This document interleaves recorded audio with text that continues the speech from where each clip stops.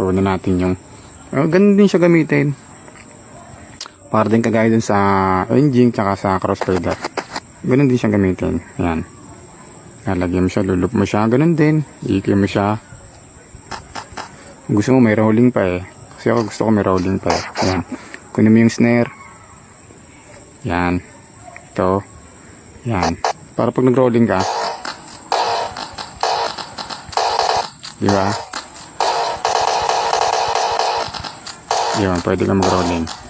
Tapos kukunin natin yung ating kantang gagamitin. Yung parting time nga. Yan. Yan. Okay. Remix na natin na. Ito lang. Okay.